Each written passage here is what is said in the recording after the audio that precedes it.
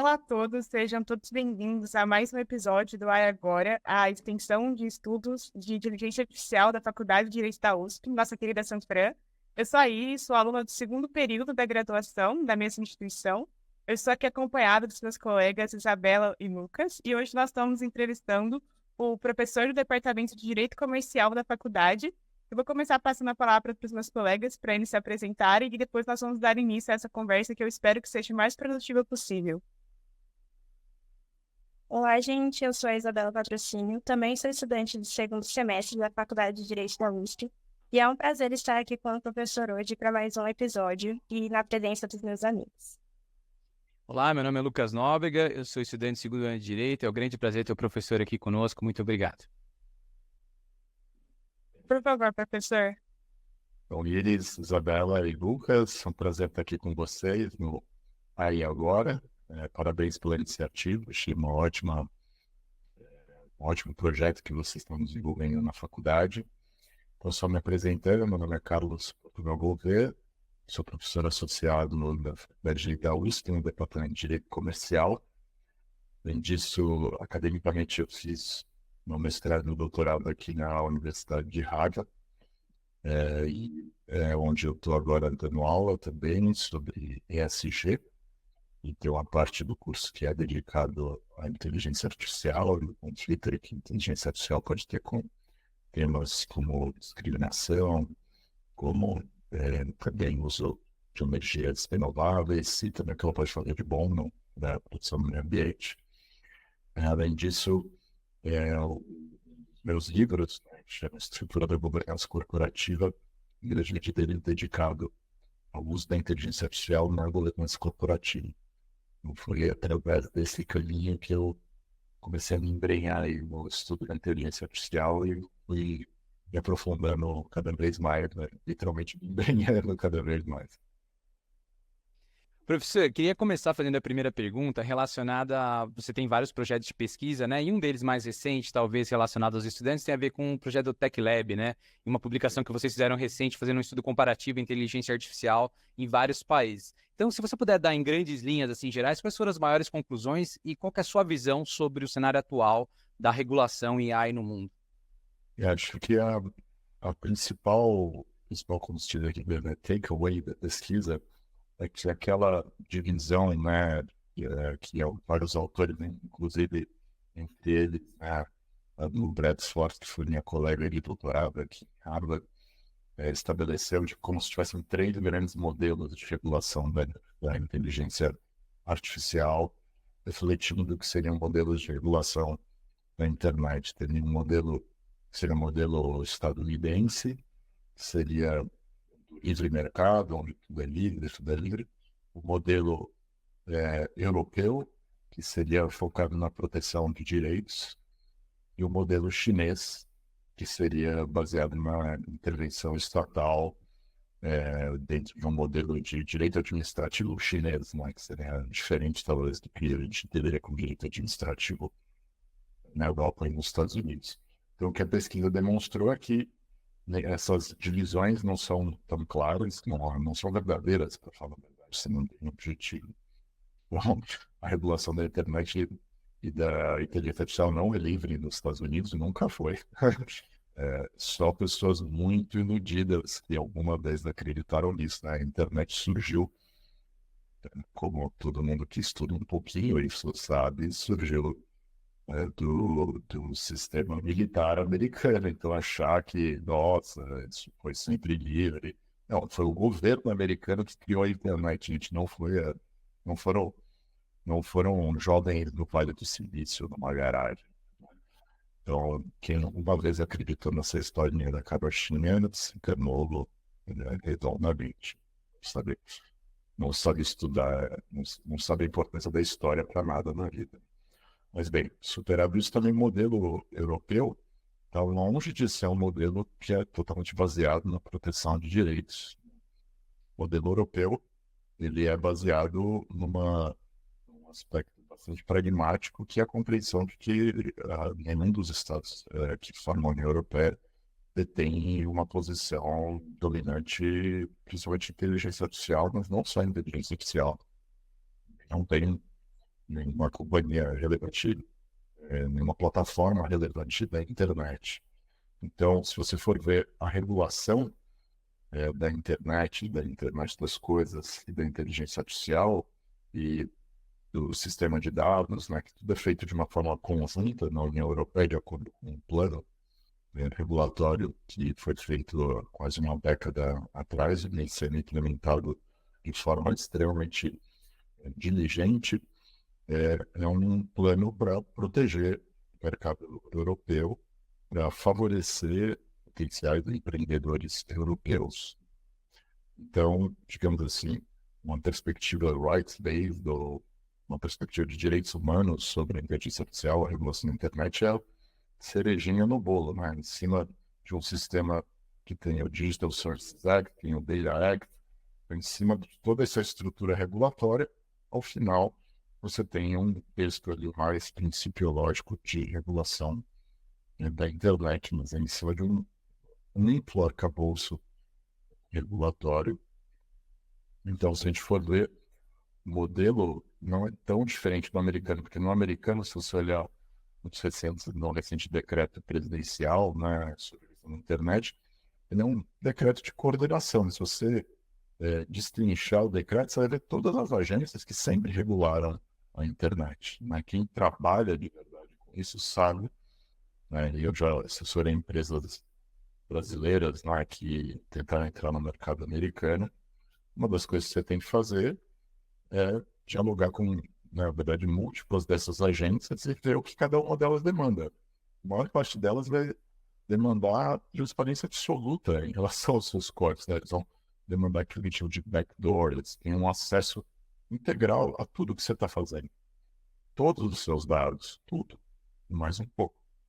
Né? Então, é uma regulação, na verdade, muito mais intensa que jamais a gente vai ter condição de fazer. Mesmo nos Estados Unidos, o orçamento dessas agências reguladoras é muito maior que o orçamento das agências europeias, principalmente das agências que regulam a ciência. Que, obviamente, aqui a gente está falando do Estado Federal americano, ele tem muito mais dinheiro do que a União Europeia. Né? A União Europeia, quem tem dinheiro mesmo são os Estados nacionais. Então, isso mostra que muitas vezes a gente pode ver, poxa, a regulação europeia ela é muito bonita, mas ela também é no papel, ela não tem tanta capacidade, tanto orçamento quanto os reguladores americanos. E também aí você vai no modelo chinês e você pensa, não, o modelo chinês é um modelo de alta intervenção. Você vai ver, a maior parte das grandes companhias de tecnologia chinesas são companhias privadas, né, nos quais o governo chinês tem uma influência um tanto residual. Usam mecanismos efetivamente de mercado, né, para favorecer a expansão dessas empresas internacionalmente. Né? Tanto as que são empresas de infraestrutura da internet, né, as que são as empresas de rede, as empresas de 5G, por exemplo, quanto as empresas de plataforma e as empresas que aplicam inteligência artificial. Né? Algumas delas até têm capital aberto ou em Hong Kong, ou em alguns casos até mesmo nos Estados Unidos. Então, na verdade, esses modelos eles são muito mais mesclados. E aí o último achado, né, da pesquisa, que foi muito interessante, é que outros países em desenvolvimento estão muito mais avançados que o Brasil em relação à discussão da regulação da inteligência artificial. Numa perspectiva, a gente percebe que é muito mais independente, às vezes, até do que a gente está tendo no debate brasileiro, né, que acaba sendo aquele velho processo que a gente já viu com tantas outras leis, né, mas em relação à legislação de proteção de dados, que é aquela lógica de copiar um modelo, escolha um modelo e copia. No caso, o modelo europeu, né, parece que a gente está indo realmente de novo na mesma direção. Né, e é uma coisa que nos coloca numa situação díspara em relação a outros países que perceberam que a inteligência artificial ela também envolve outras questões, né, como segurança, questões geopolíticas, modelos de desenvolvimento.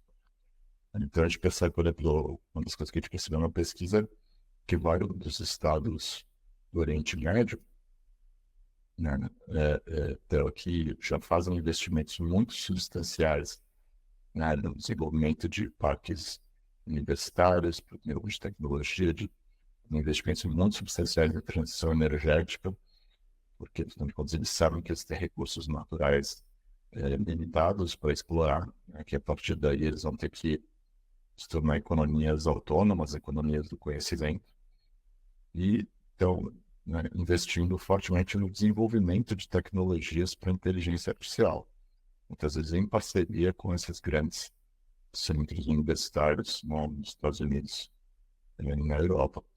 E o modelo, né, de regulação da internet nesses países é um modelo focado em estimular o desenvolvimento de plataformas, né, que possam, então, ser também desenvolvedores e aplicativos de inteligência artificial. Então, é uma lógica bem diferente que o debate que a gente está tendo no Brasil, né, que é um debate que eu diria muito mais influenciado por uma ótica consumerista, por uma ótica desenvolvimentista. Acho que esses são os takeaways. Ô, professor, só seguindo esse raciocínio que você comentou aí do estudo, né? Essa ideia, como que você vê, né? A questão da gente estar tão pegando, vamos se baseando talvez num modelo mais europeu, só que nós estamos nos baseando numa legislação específica e não estamos copiando todo o outro arcabouço que viria junto, né? Os estados europeus estão vendo todo um arcabouço que vem junto. A gente estaria vendo só uma legislação que junto com o arcabouço talvez não faça sentido. Se você puder comentar um pouquinho nesse ponto, por gentileza. Para continuar na metáfora, né, da cereja no bolo, a gente vai ficar só com a cereja, a gente não vai ter o bolo. Vai ficar só com a decoração, né? Sem ter o arcabouço regulatório. Por quê? Porque a cereja é barata. O que é caro é fazer todo o bolo, né? O trabalho do confeiteiro, isso que é caro. Então, o que é caro? Qualquer regulação são as pessoas, a tecnologia que você precisa aplicar. Se você quer regular a internet, quem tem que ser os reguladores da internet? Ou quem tem que ser os reguladores da inteligência artificial? Tem que ser as pessoas mais capacitadas da sua sociedade, os principais cientistas. Tem que ser, para começar, tem que ser as pessoas mais inteligentes que mais estudam o tema, né? E para isso, o que você precisa? Dinheiro, muito investimento, é caro. Né? Você, eventualmente, precisa de uma estrutura regulatória que até fuja um pouco de algumas amarras regulatórias que existem, né, para a remuneração de pessoas. Por exemplo, quem que vai regular a inteligência artificial? Tem que ser um cientista, tem que ser um engenheiro, né, da computação, formado nas melhores universidades do mundo. Tem que contratar ele concorrendo, né, dando uma condição de remuneração minimamente razoável para ele não ir trabalhar nas Big Techs. A pessoa fala, cara, eu tenho um ideal, eu quero estimular o desenvolvimento da inteligência artificial no meu país, mas eu tenho que ter um mínimo de condição de vida, ele tem que ser pelo menos próximo, né, de valores de entrada de remuneração para conseguir concorrer. Então, você precisa ter muito orçamento para conseguir fazer essa regulação de uma forma adequada. A gente vê que os países desenvolvidos têm, ou países em desenvolvimento estão tentando fazer isso, criando agências que, na verdade, são muito mais parecidas, para ser sincero, com a Embrapa, que tem uma lógica de transferência de conhecimento para a sociedade, que uma agência reguladora tradicional como a Anatel, que está regulando o mercado com uma tecnologia estabilizada. Quando você está regulando uma tecnologia estabilizada, eventualmente, né, você pode ter uma estrutura tradicional com funcionários públicos dentro de uma carreira tradicional. Quando você está falando de tecnologias altamente dinâmicas que valem muito dinheiro no mercado, você precisa ter uma outra lógica administrativa, uma outra capacidade de investimento que você não consegue regular uma coisa que você não entende. Então, para entender, você tem que fazer pesquisa. E para fazer pesquisa, você precisa de muito dinheiro. Precisa de supercomputadores, né? Você precisa tem uma estrutura e um nível de investimento que, sinceramente, a gente não tem no Brasil em nenhuma universidade. Não, nada que se compare, né, aos laboratórios que eu vou visitar aqui na cidade de Boston, né, que é o maior centro de pesquisa em inteligência artificial, né, hoje em dia. Então, não só você tem os investimentos gigantescos, né, do Departamento de Engenharia de Harvard e do MIT, mas você tem prédios sendo construídos em toda a esquina, que é laboratório do primeiro ao último andar, com pessoas pesquisando isso, todos com supercomputadores.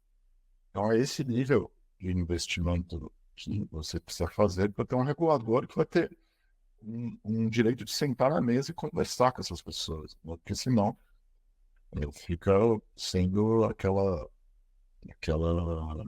discussão com uma assimetria de conhecimento muito grande, uma total incapacidade efetivamente de regular, né? Então, voltando ao que você falou, não é só o fato de que eles têm legislações.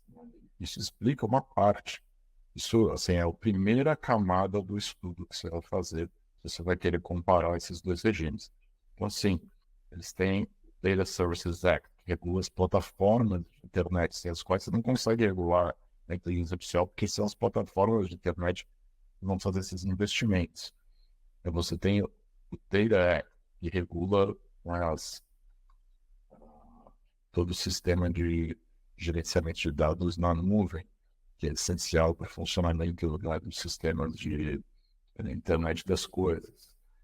E isso tudo focado em, na verdade, o Data Act, então, é extremamente sofisticado e muito distante de qualquer coisa que está sendo discutido no Brasil, né? Que força as grandes empresas de tecnologia, as Big Techs, a compartilhar seus bancos de dados com empresas nascentes, né? Que tem um foco claramente em desenvolver empresas de tecnologia, sejam empresas europeias, de uma forma muito estratégica, né? Focando na internet das coisas, que é algo que vai precisar conhecimento do local, dos gostos, né? Das preferências dos consumidores. Então, você vê claramente que é uma coisa que dá para você construir novas empresas que vão sim competir com a Amazon, que vão sim competir com a Meta, que vão competir com a Alphabet, com essas grandes empresas de tecnologia. Então, você vê que é uma coisa estratégica, muito pensada, toda articulada. Então, né, a lógica além disso, ela está trabalhando em cima de um arcabouço regulatório gigantesco, de décadas, né? Então, tá trabalhando, sim, em cima das análises dos casos e da Corte de Direitos Humanos Europeia, né, que se articula com o regulamento da União Europeia. Você tem também órgãos, né, órgãos antitrust, que a gente sabe que tem um histórico de atuação bastante incisiva em relação a empresas de tecnologia. A gente não tem nada disso no Brasil. Não, tudo está faltando. Acho que o que está faltando principalmente é o conhecimento, que reforça um problema que eu tratei no meu livro, né, que eu pus um argumento de que o grande problema regulatório que a gente tem atualmente não é mais aquele dos anos 90, né, que era o foco na simetria informacional. Não, você tinha toda uma lógica de pensar a regulação na qual você identificava a existência de assimetrias informacionais, e assimetrias informacionais te levavam a identificar falhas de mercado derivadas das assimetrias informacionais, e aí a regulação se justificava para corrigir essas falhas de mercado. O que a gente tem atualmente, na verdade, não são assimetrias informacionais. A gente tem no mundo hoje um excesso de informação. Você tem uma assimetria cognitiva, que aí ela soma, né, déficits educacionais, de pesquisa, efetivamente por humanos, e investimento em inteligência artificial, que aí potencializa esse conhecimento, faz com que essa assimetria cognitiva atinja níveis muito substanciais, né, que podem impactar a nossa vida, né? Então, obviamente, em países que têm mais conhecimento e mais agregação, né, do conhecimento que a gente vê na universidade com o conhecimento com a tecnologia, vão basicamente se tornar cada vez mais ricos. Os que não têm essa conexão vão se tornar cada vez mais pobres. isso vai ter impactos também, a gente vê impactos geopolíticos, né? A gente vê impactos militares também, porque é lógico que hoje em dia você tem uma guerra tecnológica, né? E os países que não têm acesso à tecnologia não conseguem vir uma guerra infantil, né? A gente está tendo atualmente essa acreditar em milícias armadas que vão fazer alguma coisa relevante. Não, você controla todo tipo de comunicação por meio da internet, você deixou as pessoas se matando com AK-47, né? Na verdade, essas pessoas estão só sendo manipuladas. Né? O que importa mesmo é o fluxo econômico, é o comércio, assim, lá o que for. Tudo isso está sendo controlado por quem não está envolvido efetivamente nessas guerras. Então, por essa descrição, a gente vê que o debate no Brasil ainda está no nível da infância. Né? A gente não tem esse conhecimento acumulado, a gente não tem os grandes cientistas, não tem os grandes centros de pesquisa, a gente não tem os supercomputadores, a gente não tem os grandes laboratórios e as nossas startups. Né? Então, a gente deveria se preocupar com isso primeiro e criar a nossa... No Brasil, a gente tem uma certa dificuldade, né, em desenvolver o mercado de forma autônoma, sendo uma indução. Né? Essa indução, historicamente, nos momentos em que elas foram bem sucedidas, e eu cito exemplo da Embraer, né, e cito exemplo também da Embrapa, são as duas áreas de grande avanço tecnológico que a gente tem no país. Acho que um terceiro exemplo seria o polo de medicina, né, na cidade de São Paulo, tem como foco a Faculdade de Medicina da USP. Então, são exemplos, né, de indução, de desenvolvimento de pesquisa e conhecimento pelo Estado, que gera um grande desenvolvimento econômico e gera áreas de liderança científica, nos quais o Brasil, de fato, tem liderança no mundo. Né? Acho que os únicos 3 exemplos que eu vejo é, por exemplo, as biotechs aqui de Boston, sistematicamente contratando pessoas do Brasil, tá? Enfim, das melhores universidades brasileiras, que se não tinha faculdade de Direito da USP, ela tem uma capacidade de desenvolvimento de pesquisa equivalente às universidades americanas, né? Muito próxima. Então, acaba formando pesquisadores que têm essa mesma capacidade. Aí a agronomia também, né? Somos líderes em vários tipos de produção no mundo, em razão das tecnologias que foram desenvolvidas pela Embrapa. E a Embraer também, né? Uma líder em tecnologia. Ela tem talvez o melhor sistema de navegação do mundo, mas os ingleses da Embraer são quase considerados batíveis, né? Nesse aspecto de navegação, segurança. Talvez aí até num nível bastante superior às 2 grandes empresas do mundo, que tem vários problemas sistemáticos aí, com acidentes, com problemas de fabricação que a gente não identifica na Embraer, uma a terceira maior companhia aérea do mundo. Então, são áreas que a gente tem liderança, mas em tecnologia aplicada em inteligência artificial, a gente está muito longe disso. Então, precisa de investimento. Fica um convite aí para os nossos ouvintes. No nosso episódio 2, a gente falou com o Fábio Cosman, que ele é o diretor do Center for AI da Poli, da USP, e aí para conhecer um pouco qual que é o estado atual, ele comentou sobre o aspecto técnico, complementa bastante aí também o que o professor está comentando. Professor, vamos considerar uma hipótese de que nós temos a tecnologia, temos as pessoas. Vamos partir dessa hipótese. Gostaria que você comentasse um pouco a questão meio que filosófica do direito, meio que econômica, que é, a gente espera uma tecnologia nascente se desenvolver para depois regular, ou a gente regula e acaba talvez não deixando ela se desenvolver? Qual que é a sua visão sobre esse problema? Em qual que seria a forma mais eficiente de atuar por meio do direito e da regulação? No Brasil a gente vai ter uma dificuldade com isso, porque a gente tem uma relação muito problemática do mercado com o Estado. Né? Uma relação que ela muitas vezes ela vai entre 2 polos, a corrupção ou o autoritarismo, né? A discricionariedade. Então, várias pesquisas demonstram que a maior parte da população tem uma descrença em relação ao Estado. Né? A avaliação dos nossos órgãos públicos, de forma geral, é muito baixa, nossa percepção de corrupção é muito alta. Então, nós perguntamos para as pessoas qual órgão você confia hoje em dia. Antigamente você tinha uma confiança maior no judiciário, infelizmente a percepção do público caiu. Então a gente tem uma percepção muito negativa do funcionamento do Estado, muito diferente do que você tem aqui nos países desenvolvidos. Então, nos países desenvolvidos, você consegue, de fato, implementar modelos que acho que são os modelos adequados para criar uma economia de conhecimento, uma economia de inovação.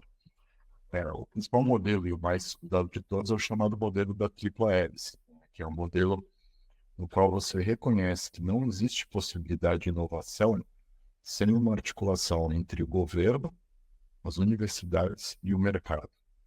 Você tem uma articulação entre esses agentes, você não consegue fazer inovação. Países que investem muito em educação, mas que não permitem que esse conhecimento vá para o mercado, vá para o governo, estão basicamente rasgando o seu dinheiro. O melhor exemplo é a Argentina. A Argentina teve historicamente sempre excelentes universidades no sistema educacional e acabou virando um celeiro de cérebros, não é, para o resto do mundo. Você forma muito bem as pessoas não têm onde trabalhar, não tem mercado, não tem essa articulação entre a universidade, muitas vezes pública, e o mercado. E isso é derivado desses modelos patriarcalistas, nos quais você, na verdade, muitos dos recursos públicos, eles são concentrados nas mãos de poucas pessoas. Você não tem uma transferência desse conhecimento de uma forma dispersa para a sociedade, o que incluiria o mercado, de forma que todo mundo possa usar esse conhecimento para desenvolver novos produtos. Então, quando a gente for avaliar a evolução da regulação, não só da inteligência artificial, mas de todas as tecnologias ao redor do mundo, ela sempre foi com uma parceria muito grande com o Estado. Muitas vezes dentro de uma lógica de indução e supervisão, né? Sem regras claras, sem aquela ideia de precisa ter regras claras, no rule of law, precisa ter segurança jurídica. Não tem como ter segurança jurídica com uma coisa que está mudando a cada segundo. Você precisa ter confiança, você precisa ter legitimidade, né? Você precisa ter um regulador que pode chegar num determinado momento e falar, Miguel, acabou que sua pesquisa, seu produto acabou aqui, e a partir daqui não pode, porque está trazendo muitos riscos para a sociedade. As pessoas vão olhar essa ação e vão falar, cara, isso foi feito em prol da sociedade, não foi para beneficiar uma ou outra pessoa, não foi para proteger um interesse exclusivo. Mas não foi um ato de corrupção, foi um ato em prol da sociedade como um todo. E é esse tipo de regulador que, eventualmente, a gente precisa. Precisa de um regulador que, eventualmente, olhe para o aspecto de segurança nacional. E aí, eventualmente, muitas dessas informações, de fato, nunca constam na pública. Você está olhando numa perspectiva de proteção do Estado, né? De uma lógica quase militar. Você precisa ter reguladores que olhem isso numa perspectiva de segurança científica. Olha, não quero que você crie uma ferramenta de inteligência artificial que vai estimular as pessoas a tentarem contra as suas próprias vidas, ou, de repente, virarem franco-atiradores e causarem atentados em massa na sociedade, ou induzirem uma guerra civil. A tecnologia tem que parar antes disso. Então, você precisa ter reguladores que tenham essa legitimidade. Né? Que é curioso que você criar espaços dentro de uma sociedade democrática que você tenha determinados agentes que atuem de uma forma que muitas pessoas pensariam autocrática, só que com base no conhecimento científico. E a gente tem muita dificuldade em lidar com isso. No judiciário, muitas vezes acaba intervindo em áreas do conhecimento científico de uma forma totalmente grotesca, né? sempre dá valor ao conhecimento científico. Vou até dar um exemplo aqui que aconteceu com a nossa universidade, com a Universidade de São Paulo. Foi aquele caso grotesco da pílula de câncer, né? Que, de fato, aconteceu uma coisa inadequada na universidade, que um técnico de um laboratório começou a propagar na internet uma suposta pílula que geraria uma cura para o câncer. Então, isso foi equivocado, né? Mas você pode imaginar que, infelizmente, isso poderia acontecer em qualquer universidade do mundo, né? Uma pessoa que estava agindo de uma forma equivocada e não era nem professor, nem nada, era só um pesquisador. Então, né, começou a propagar isso na internet, e quando a universidade tomou conta disso, tomou as medidas adequadas, que é dizer que essa pesquisa não era referendada pela Universidade de São Paulo. Só que as pessoas começaram a entrar com ações judiciais, querendo forçar a USP a produzir essa pílula, né? Uma coisa completamente maluca. Então, um sujeito começou a fazer isso de uma forma totalmente individualizada, usando de uma forma irregular o espaço do laboratório da universidade. E então, a universidade controlou, né, e repudiou publicamente essa ação, e as pessoas começaram a entrar com a ação. Mas aí, né, entraram com uma... Aí o judiciário, né, o judiciário paulista depois entendeu o que estava acontecendo, começou a rejeitar essas ações. O presidente do tribunal, né, do estado de São Paulo, deu uma liminar proibindo, né, que fossem concedidas essas, né, medidas judiciais. E aí, no Supremo Tribunal Federal, uma ordem do Supremo Tribunal Federal reverteu, ordenando a USP a continuar produzindo essas pílulas. Causava um dano absurdo a quem estava lá, né,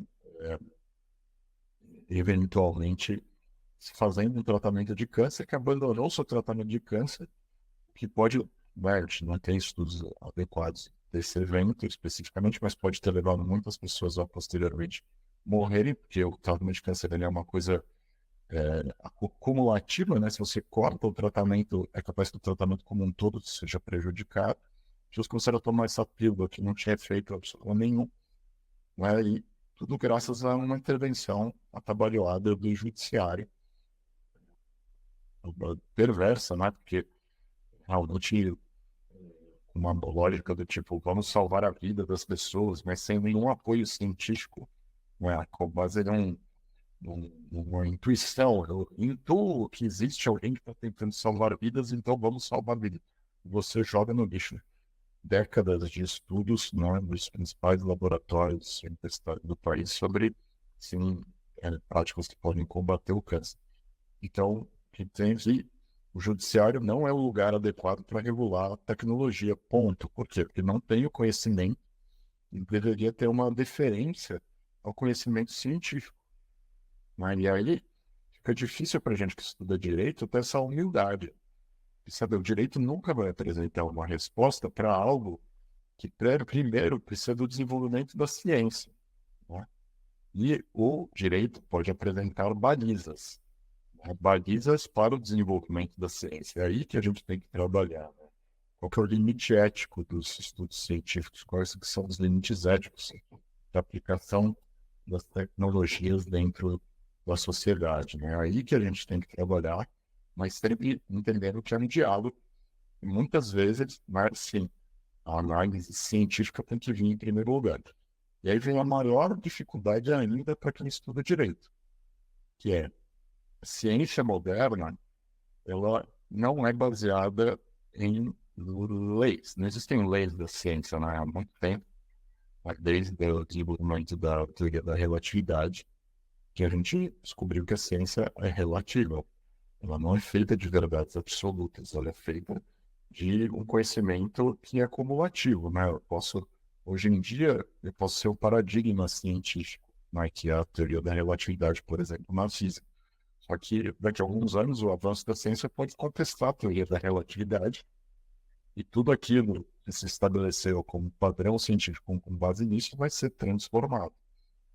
No direito, a gente, infelizmente, ainda é ensinado a trabalhar com dogmas, né? A gente entende que a sociedade é dinâmica, o direito é dinâmico, a verdade é dinâmica, e a gente precisa estar lidando com isso dentro de uma sociedade democrática. Então, a gente precisaria evoluir a nossa concepção do direito, precisaria parar de estudar Kelsen, né, de acreditar que o direito é piramidal, para começar, e aí começar a partir de uma nova perspectiva sobre o direito, uma perspectiva que eu considero mais democrática, né, que é uma perspectiva na qual você não considera nem que o direito está acima de outras formas de conhecimento, outras técnicas de organização social, mas não tem um diálogo com essas técnicas, que muitas vezes você tem que ter uma deferência dessas outras técnicas, uma delas a ciência. Então, juízes devem ter deferência a cientistas que estudam temas como câncer. Né? Não é um juiz que sabe qual é o melhor tratamento para um eventual paciente ou qual é a melhor política pública para reduzir determinadas doenças no país com base na sua incidência, não com base em qual que é o melhor remédio, não importa o preço. A gente vê que o judiciário realmente ele é muito ruim para regular esse tipo de coisa. Então, aí você começa a criar leis sobre aquela temática, você começa a jogar esses problemas para o judiciário, né? Que, em tese, é um jeito barato de lidar com a situação. Se você entender o problema onde ele está, que é primordialmente no executivo, mas também no legislativo, tem que criar as instituições e tem que dar o orçamento para que você tenha esses investimentos, a gente vê onde que está o problema, efetivamente. Né? Então, o problema, a meu ver, está no Congresso, está no executivo, que tem que lutar para verbas para investir dentro dessa, tanto no estímulo da inteligência artificial, quanto em criar reguladores competentes para lidar com a inteligência artificial. Eu vou dar o exemplo da minha área, né, que é regulação de mercado de capitais. Cara, como você vai regular o mercado de capitais no mundo moderno sem cientistas da computação, sem capacidade de desenvolver softwares de monitoramento, né? Quando eu fico até triste, né, mas eu fui visitar o regulador norte-americano, né, que é a Securities and Exchange Commission, eles têm cientistas da computação lá dentro. Eles perceberam há muito tempo, né, porque eles não podem usar softwares do mercado para monitorar o mercado. Se você está usando softwares do mercado, tem gente no mercado que entende muito mais de como aqueles softwares funcionam, e os caras conseguem, né, estruturar as ordens deles de uma forma que você nunca vai ser pego, porque, né, essas pessoas conhecem muito melhor os softwares de monitoramento do que você, querido regulador. O que o regulador tem que fazer? Criar os seus próprios softwares de monitoramento. Então, você precisa ter técnicos de inteligência artificial dentro da CVM, você precisa ter técnicos de inteligência artificial dentro do Banco Central, você precisa ter técnicos de inteligência artificial dentro da ANS, você precisa ter técnicos de inteligência artificial dentro da Anatel. Cada uma dessas agências precisa estar investindo muito em pesquisa sobre inteligência artificial, porque todas elas vão ser impactadas pela inteligência artificial. Você não sabe nem qual que vai ser impactado primeiro, né? Então, você precisa ter uma espécie de contra-inteligência artificial do regulador para entender o desenvolvimento dessas tecnologias antes que elas até sejam desenvolvidas. Professor, por uma questão de cumprimento de agenda também, e para a gente ficar de acordo com o nosso combinado de horários, nós vamos encerrar o nosso primeiro episódio por aqui. Muito obrigada pela sua disponibilidade. O senhor está super convidado para uma próxima conversa. Essa foi super produtiva e uma conversa que a gente conseguiu explorar mais ainda a sua área de atuação, essa relação do direito com a inteligência artificial. Então, muito obrigada em nome de toda a equipe AIA e nós ficamos à disposição para o senhor também. Muito obrigada pela sua colaboração. Obrigado a vocês, mais uma vez parabéns pela iniciativa. Fico à disposição aí, se vocês quiserem depois estudar a questão, né, do uso da inteligência artificial na governança corporativa, que eu acabei falando só um pouquinho aqui no final, também fico à disposição. E aí agora a gente também pode estar estudando, né, especificamente no TechLab, o uso da inteligência artificial, por exemplo, nas plataformas de jogos, né? O impacto tremendo que isso está tendo na sociedade brasileira. A gente vê o custo aí da falta de regulação e da falta de conhecimento, né? Como que a desregulamentação de um setor e a falta de conhecimento do setor pode causar um dano brutal, né, à sociedade. Então, acho que são temas interessantes para a gente estar fazendo essa interlocução aí. O professor, fica o convite aqui, tá, para você e para todo mundo do Tech Lab usar aqui o AI Agora como uma das formas de divulgar as pesquisas. Então já fica o convite aí para você e para os alunos também, tá bom? Muito legal, estamos muito felizes e muito felizes até por essa colaboração dentro da faculdade. A gente vê que a gente às vezes acaba trabalhando separado, dividido, e esse esforço de vocês de trabalhar conjuntamente é também meritório. Obrigado aí pelo convite.